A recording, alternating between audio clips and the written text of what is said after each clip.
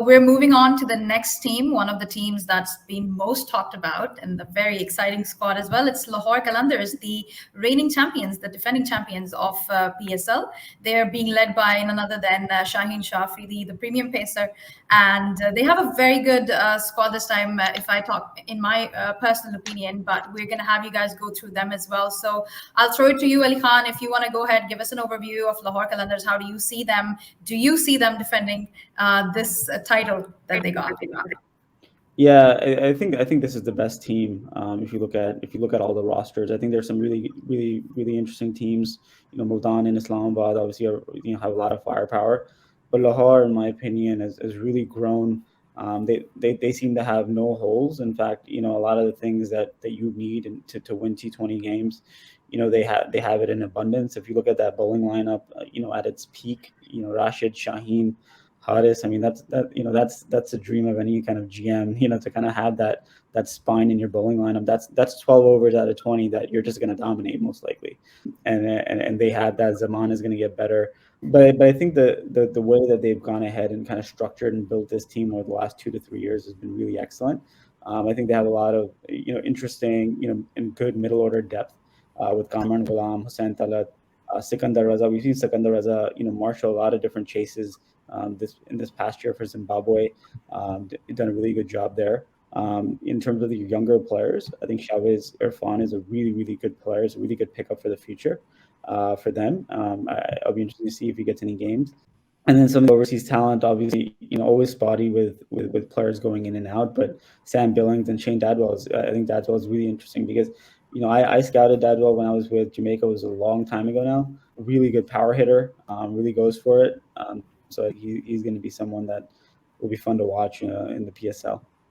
Absolutely. So I'll come to this question to you, Ali Tareen. Harry Brook has pulled out of this PSL. He was a major character and he played a very huge part last season for Lahore Qalandars, taking them to that glorious trophy. So who do you see Lahore filling in that position of Harry Brook? Who do you see kind of taking up the mantle from there for Lahore?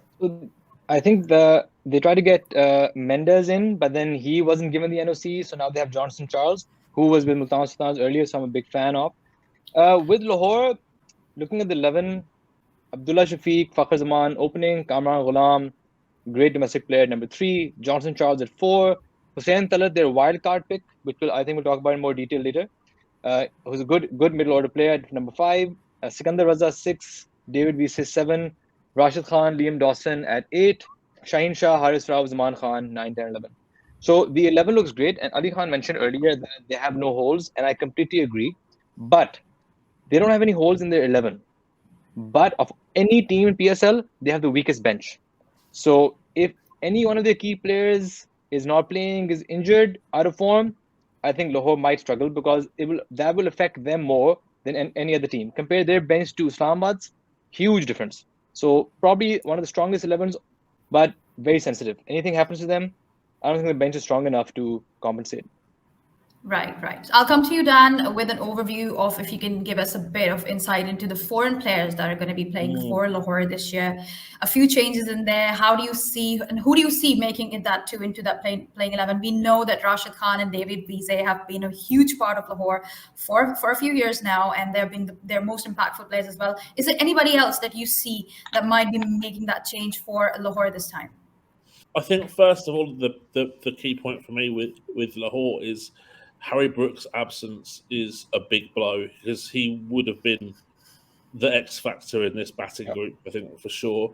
Dadswell is obviously someone who Lahore rate highly. He's been part of their development program, even though he's from an overseas country.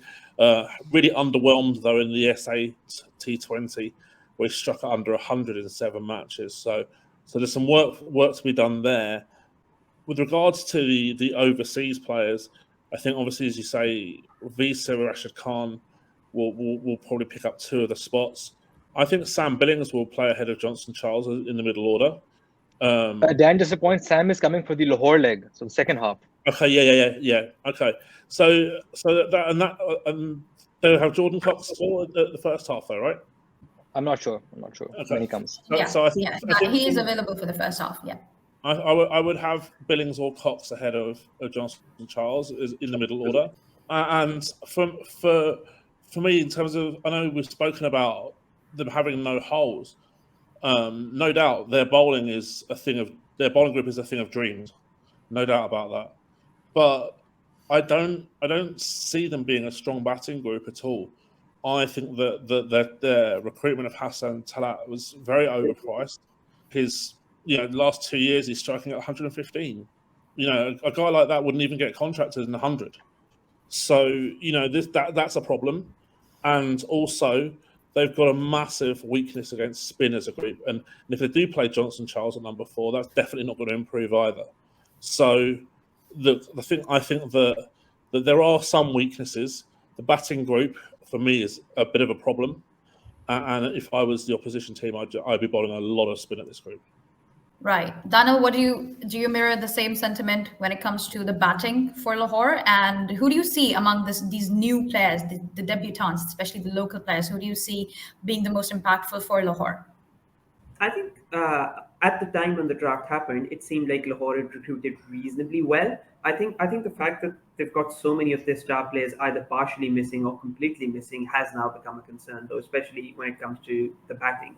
So we talked about Harry Brook. I think Kusal Mendes, I think, has issues with his NOC. Ali mentioned that. Cox, I think, is going to be only partially available, not available for more than half the PSL, I think.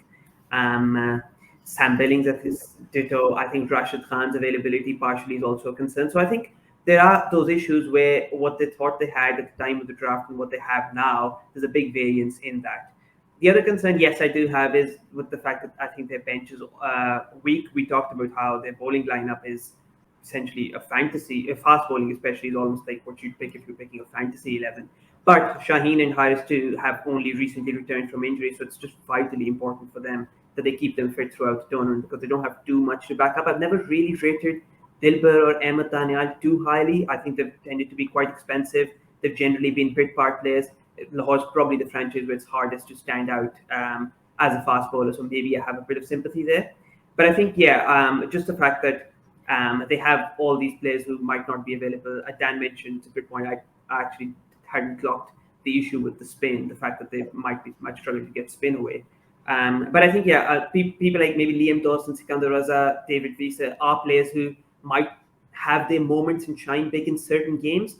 But as a squad now, with what they've got missing, whether they can carry that through a tournament is a slight question mark. Right. Ali Tareen, I'll come to you with one more question. Let's talk a little bit about Shaheen Afridi as a captain. Last season, that was his first season where he ever captained a team, and he ended up winning that. So a lot of discussion about his leadership and how he took the team to the glory and all that. So how do you personally see Shaheen Afridi as a captain and as a mentor and as a leader as well? He's fairly young, but he is as dynamic as they come. Shaheen is definitely a very young captain, but he commands huge respect within the dressing room. And generally, I think fast bowlers don't really make great captains. But I think Shaheen is one of the few who is absolutely a great captain, a great leader. Just having that very aggressive mindset and having the game awareness that he has, I think he brings a lot to the table. But mainly, I think the camaraderie in Lahore Qalandars is just amazing. So I think he is the ideal captain for Lahore Qalandars, and I'm sure he's going to have a great season if, again, the 11 stays fit and their replacements, perform at a level that they're hoping. I think they could have a really good season. Right. And let me come to you, Behram, in terms of, let's talk about the inclusion of Sikandar Raza. How much change do you think that's going to make? And obviously, I want to talk a little bit about the batting responsibility on Fakhar Zaman, because in my opinion, I think he is the key when it comes to batting for Lahore Qalandars. He has been in the past, and it seems like, still seems like that there's a lot of responsibility on him. So what do you think about all that? I think you hit the nail on the head over there. I mean, the absence of both Harry Brook, and I'm surprised that no one mentioned Mohammad Hafiz, player of the final in the last PSL. Yes, he didn't have a great tournament, but, Hafiz 3.0, as I like to call him, was absolutely ballistic with the bat. And if Shoaib Malik is still getting a contract in the PSL, I mean, I would have definitely gone with Mohammad Hafiz or stuck with him. And I think that's a lot of experience that Lahore Qalandars will miss in that batting order, especially when you have to steady the ship. And then Hafiz, time and again has proved to be that person who initially anchors and then just goes berserk with the bat. So I think both Brook and Hafiz have left a giant void in the Lahore Qalandars batting order. And you look at players like Sikandar Raza, who's been phenomenal in the last calendar year across both limited overs formats, and you'd expect him to come and fill in that gap. But it will be his first outing in a Qalandars jersey, so we'll all be keen to see how he fares. I 100% agree with you that a lot of responsibility falls on Fakhr Zaman's shoulders, because we've seen in the past that if Fakhr fails, Lahore have a problem with respect to their batting. And already, I feel like their batting is a bit fragile. Hussain Talat is not draft pick that I think inspires a lot of confidence. I do like him as a utility player, but do I see him as a core player? Probably not. And I think that's a worry, because if Fakhr doesn't fire, then how many are Lahore going to get? Now, they're also very fortunate in the fact that they've arguably got the best bowling attack in all of franchise cricket, let alone the PSL. And I mean, to have Zaman Khan, Shaheen Afridi, Haris Rauf, and Rashid Khan, that's 16 overs of pure quality. But ultimately, they're going to lose Rashid for a few games. So they really have to win those in which he is available.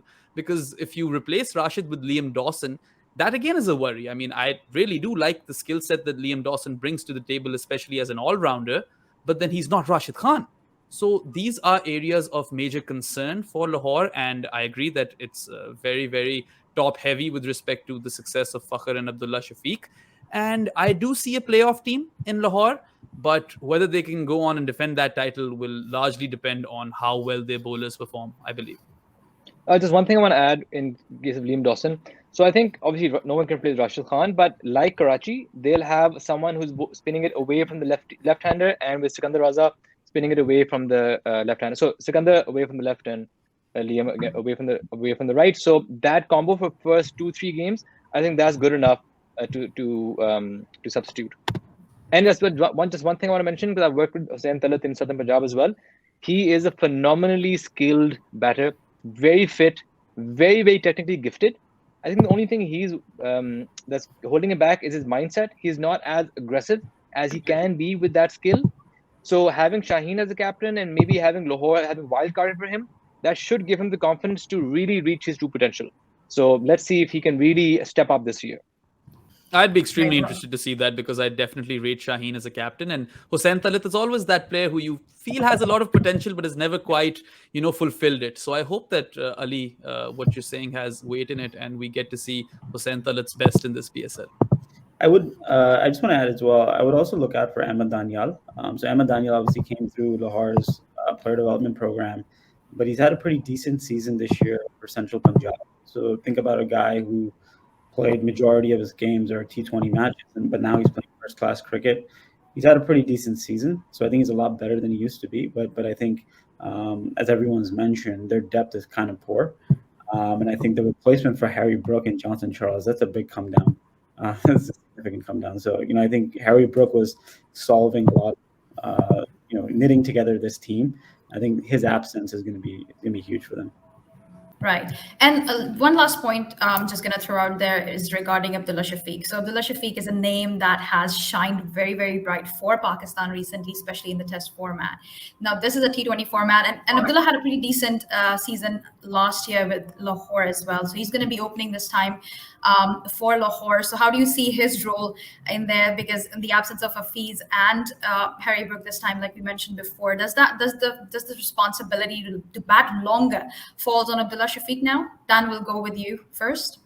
I don't think that he necessarily has a responsibility to bat long in this team, because I don't think that they've got a lot of batters with a really high ceiling in terms of boundary hitting strike rate.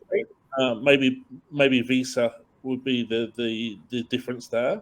So I certainly wouldn't want to see someone batting through and looking to score, say, 50 or 40 balls. I don't think that's necessarily beneficial. Although you'd rather do that in a bowling strong team than a batting strong team, which obviously Lahore are a bowling strong team. I think that I want to see Abdullah Shafiq play positively, and I want to see him show that aggressive intent that I like from batters, and certainly I think that in the Pakistan domestic pool there's not many players who do that. Someone like Usman Khan, who we're going to probably talk about a little bit later, is someone who's certainly shown upside in that respect. And I want to see players who can offer that point of difference. So I certainly wouldn't encourage him to have that sort of mentality of batting through. But let's see how he approaches it. Right. What about you, Daniel? How do you see Abdullah's role in this batting lineup? I think it's easier to be more aggressive in a lineup where you're comfortable that there are other people who replace you who can also go hard. This is where I think Islamabad sort of excel, where I think aggression begets aggression. I hope that's not a frame of mind he slips into when he's batting, where he feels, yes, as Dan mentioned, that he must bat through. But this Lahore lineup does remind me a bit of that World Cup final against England, where I think Pakistan towards the end perhaps could have realized that they didn't need to necessarily post 155, 160 with the bowling lineup that they had. And in trying to go too hard, I think they scored only 16 runs in the last 4 overs and only sort of just fell short after Shaheen was injured of defending that. So I think maybe perhaps there might be a recognition in this Lahore Qalandars side that going too hard too early isn't necessary in a side that can mount a much more credible defense than perhaps any other PSL side. So I'm interested to see how that plays out, because there is a big gulf in their ability with the bat and their ability with the ball. So there might just be a recognition, maybe we can go 5 to 10 runs below par and get away with it, rather than try and go too hard and essentially post only a total that no one could do. And guys, I want to add, Kamran Ghulam is a super batter. So having him at 3 is a huge plus for Lahore's batting. Ali, do you see like Kamran kind of filling the void, or maybe probably replacing Mohammad Hafiz's role in the team? No, I think they have Sikandar Raza and Hussain Talat both trying to replace him. But I think Kamran on his own is an excellent batter, and any team would be happy to have him. Ali, do you see Kamran Ghulam as more so a rotator of strike or as an aggressor? Because I've always, been, perplexed with respect to the role that he possesses in this lineup. No, he can accelerate at any degree. He also has centuries at T20, so he can play both roles. He's a very, very underrated batter. I don't think he gets the respect he deserves in Pakistan, but anyone who follows domestic knows he is an elite batter. Noted. Right, so that basically wraps up Lahore Qalandars for us. Obviously, a dream bowling attack, but their batting might struggle as the tournament progresses.